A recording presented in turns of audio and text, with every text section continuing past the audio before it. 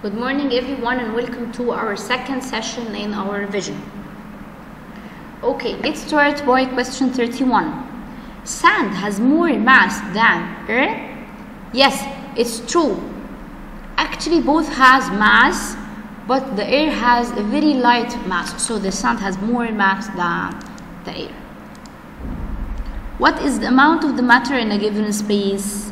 The amount of matter in a given space, matter, the amount, which means the amount of matter, which means mass in a space, means we has mass divided by the volume, so it's density.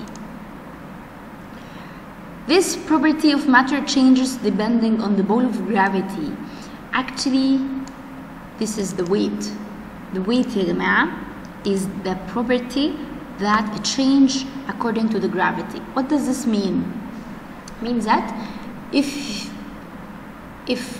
someone is 30 kilograms and someone is 100 kilograms, the 100 kilograms will have more force of gravity is pulling him down than the one who has 30 kilograms. Okay, so the weight is affecting or depend on the pull of gravity.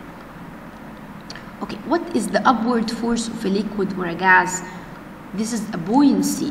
We said before that the buoyancy is the upward force that pull the ship or make it float on the surface. So it's an upward force of a liquid.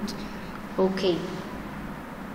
Weight an object float when its density is than the density of the liquid or a gas. Okay, let's talk about the density.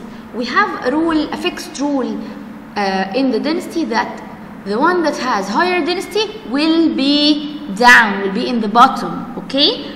Okay, and we have two words, think and float. Float means above, think means in the bottom. Okay, so when it's float, actually when it's float, the density is less than the density of the liquid, because if it has more density, it will think in the bottom. So this one, when the object float, its density will be less than the density of the liquid. We said before that the density of the water is equal to 1. So when anything is less than 1, it will float, and if it's more than 1, it will think. Okay? Okay. What measure the amount of gravity between an object and a planet? It's the weight, as we said. What is the force or the pull between all the objects? Force between all the objects, it is the gravity.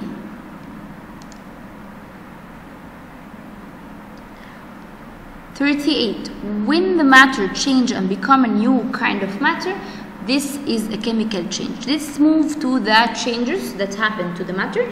We will have a chemical change and physical change. Physical change, if the matter remain as it, but physically only will change, which means the shape and color and size will only change. While chemical changes means its own property will be changed and will be transferred into totally different matter, and a new kind of matter will be produced. This is a chemical change. Okay. So burning wood, if I will burn the wood, the wood will be transferred into another material, which is the ash. So this is a chemical change and not a physical change. Making fruit salad. Actually, making fruit salad is a physical change, because each type in the fruit salad will remain its own properties as it. Making a bread. Actually, making a bread is chemical change. Melting ice. Melting, freezing, evaporation, condensation is a physical change. Okay. Boiling eggs, it's a chemical change, because the egg before boiling is not the same after boiling. It will be totally changed. It means we are cooking this egg. Rusting iron. Actually, rusting iron is a chemical change, because the iron will be changed into another type that is very brittle and very weak and cannot be shiny anymore and cannot be used. Okay.